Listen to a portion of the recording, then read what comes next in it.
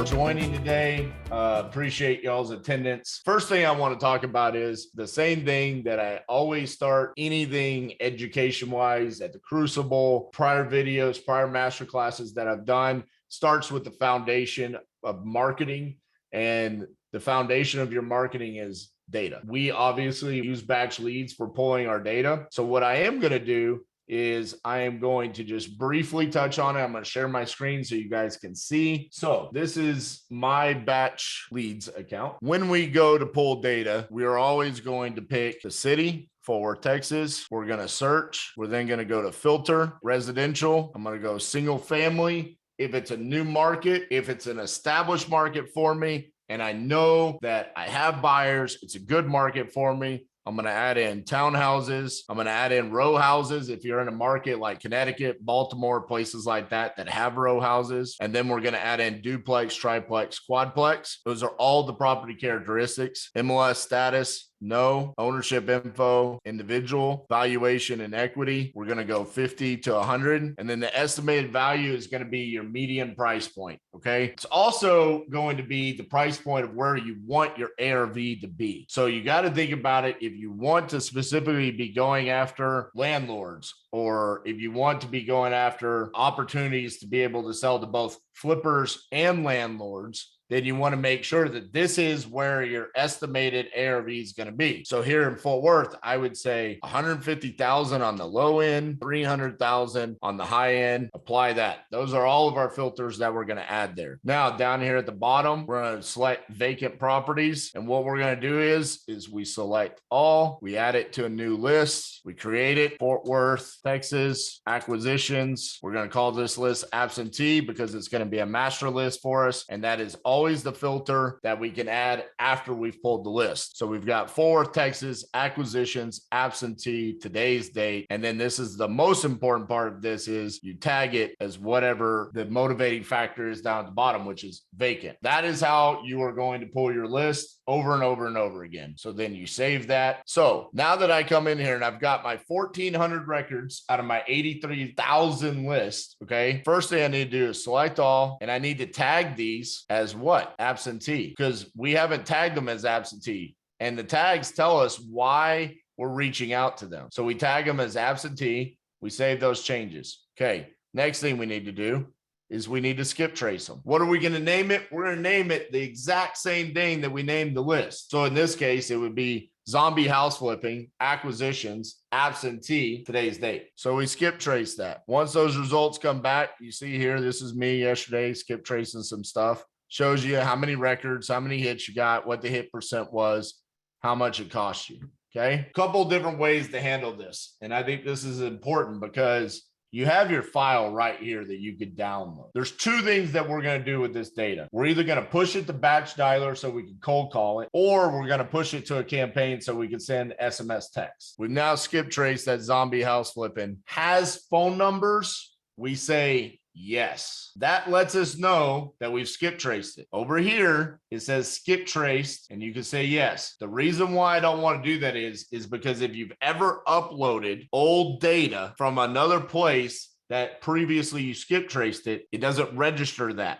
It only registers it if you skip traced it on batch. So that's why I go to has phone numbers. We have 28,000 records skip traced now in this list. So remember, the original size of this list was 83,000. We have now skip traced 28,000. We can then come in here and say, add to campaign, SMS, create a new campaign. You're going to select your market, Fort Worth, Texas, the time zone in which you are marketing to, not the one that you live in. So in this case, central time zone. And then because I have so much data, I am scrubbing against the federal DNC list. So I'm selecting this, and then we save it. The next thing that we're going to do with this data is we are doing more cold calling right now on batch dialer than we are SMS. There's other ways that we're utilizing this data. So let me talk about that, because at the end of the day, texting is not where we're getting our deals in 2023. Here's what we're doing with our data. We have that list specific to a city, right? So I showed you we're pulling Fort Worth, Texas data, and it's going to include all those motivating factors in there. We're pushing that entire list to one single campaign for one virtual assistant. Okay. So Sheena is going to call the Fort Worth, Texas absentee list pulled on April 4th, 2023. She's going to have 15 brand new Fort Worth, Texas phone numbers. So that's step number one, 15 brand new Fort Worth, Texas phone numbers with the entire Fort Worth, Texas data that we just skip trace.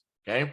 Now we're going to set it up with one agent. We're going to group the phone numbers. Let me show you how to group the phone numbers real quick. You come in here, number group, let's say Colorado. We're then going to put phone number. We're putting in our office phone number. I want those incoming calls directly to our office so we can answer it. We save it, and then we buy the 15 numbers in Colorado and we save them to that number group. So then when we come back to our campaign and we create our new campaign, we're always going to do predictive dialer. We're going to select whichever agent that we want calling on this. We're then going to select the number group. You're then going to upload the data that you just exported out of batch leads. So Chris asked, VAs just ask if they want to sell. VAs have 4 questions that they ask. Okay. Number 1, do you want to sell? If the answer is yes, maybe anywhere, somewhere in the range of possibly wanting to sell that house, it is a lead and it gets pushed to my acquisitions team. After that, even if they don't get these answers, it's still a lead. But do you want to sell? Yes. What's the occupancy? Is it vacant? Is it owner occupied? If it's tenant occupied, they will ask what the rent rate is. Then they ask,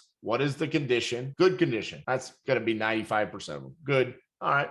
Very good. Last, certainly not least, the most important one is what's your asking price? $150,000. All right. We'll get right back to you. That allows us to then analyze the deal. My acquisitions team will then call them back with what our offer is. That is how we handle all of our cold calling. So here's the thing. After Sheena calls our Fort Worth, Texas campaign, she needs a new campaign. She's done. And what she is going to do now is she is going to call a nationwide list on a specific motivating factor. Kenny, when you go virtual, do you wait until you have a buyer? No. 1, don't go ahead and automatically think that you're not going to succeed. 2nd, don't prolong the process. You're killing your cash flow if you're going to wait until you have a buyer. What if you get a buyer says, I'm ready to close on Friday, but then you got to wait an extra, 10 days so you can get title open. In the grand scheme of things, that's your money being delayed 10 days because you were fearful. This is why I wanted to do this webinar, is because batch is great. It's the foundation of your marketing systems, but you have to have a budget for it. You have to have a bandwidth for it. You have to have the time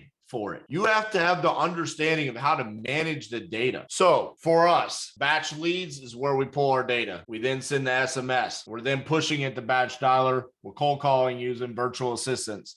Those leads are then pushed to us and we're calling them and we're closing them, or we're pushing them to dead lead and we're moving on to the next call. Okay. The next thing that we're going to do is we're going to buy leads from Speed to Lead. Okay. That is the inbound PPC leads that are coming to us. That's ispeedtolead.com. Those leads right there. If you need a deal today, you can go get it. The problem is that there's competition. They're actively reaching out to someone else. So there's going to be the possibility that you're now competing with someone. That's the difference between inbound and outbound, right? Outbound, when we're doing batch leads, batch dialer, there's a chance that, we're the first person that's talking to them and we're not in a bidding war. Inbound, there's a possibility that they're going to have already spoken to multiple people. Okay.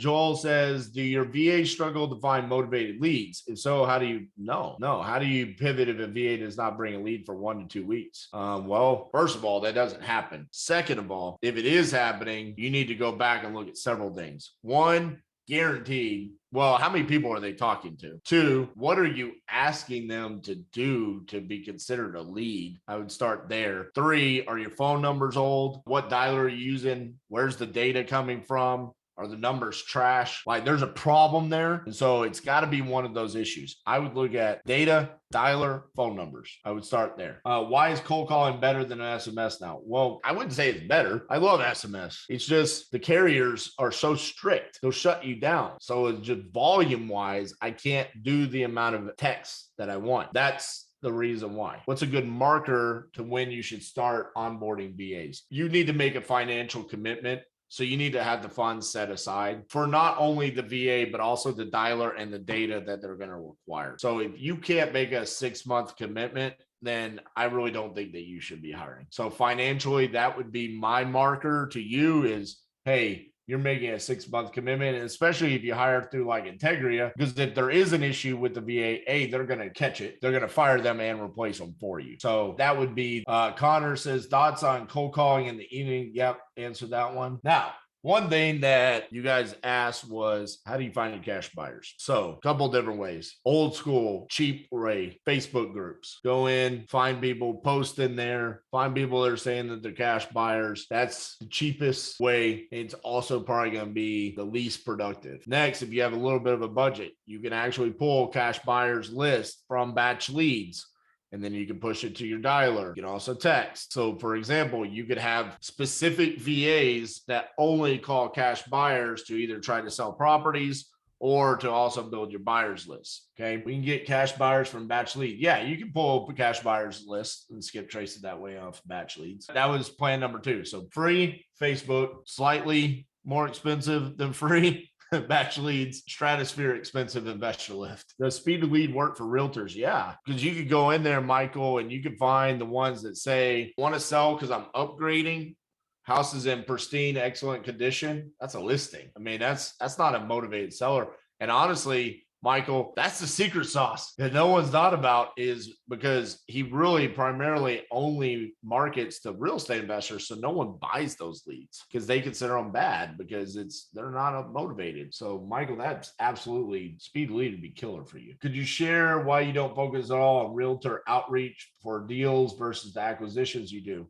1, because I'm not Jamil Damji. 2, because I'm not a blue genie. And 3, because I like going direct to seller. I mean, not saying we don't do any agent outreach. I mean, when we talk to them, I mean, we always establish relationships. We have better relationships with the agents on the dispo side than we do the acquisition side. I skip all my son's games because I work in construction. Thanks for the help. I've been studying wholesale videos for a year, but you're scared to take action. 1, here's the thing about, this is our speech in San Antonio at Quentin Flores and Aaron Bevan's event, Growth. I'm going to expedite it for you. Okay. We called the speech Burn It Down. And what is it? It is whatever's holding you back. So for you, you're just scared to take action. So a couple things. You're missing your son's games because you're in construction. So you're not going to get the time back. Whatever game you just missed, you're never going to have the opportunity to see again. Okay. And you're not going to get that if you stay in construction because you have to work. So you better get over your fear. You better start taking action right now because you're not going to get more time. You've been watching videos for a year. No one's going to come and save you. No one's going to teach you some secret sauce. It's going to take trial and error. It's going to take failure. So 1, start taking action. Do something. Go in, buy a lead from Speed to Lead, sign up, get 5 leads from LeadZolo. And here's what you're going to do. You're going to get on the phone with a seller and you're not going to know what to say. And that's okay. Because then you're going to think to yourself, I should have said that. I should have said, do you want to sell your house? Yes. How much are you asking for it? $100,000. What can you tell me about the property? Now, you need to take action every single day like that. Because eventually, by taking action like that, you will learn how to execute. And when you learn how to execute, you can rinse and repeat over and over and over again. And then eventually you can become a master. Once you master something, that's when you can determine when you need to pivot and when you need to change. Outside of that, you just need to take action and learn how to execute. Those are your first 2 steps. You not taking action is never going to get you anywhere. You watching this video does not help you in the least because you've watched videos for a year. Here's the reality. I'm going to create the change by telling you, you have to do that. And it's time today, not tomorrow, not whatever excuse you're going to give yourself to not do it. It's time to do it now. Go buy a lead. Get on the phone with the seller and either get a contract or hang up and realize that you took action today. You did something to create the change that you want in your life. All right, guys, that's what I got for you. I appreciate you guys. Thanks for joining me today. If you guys have any questions, feel free to reach out to me. Thank you guys so much.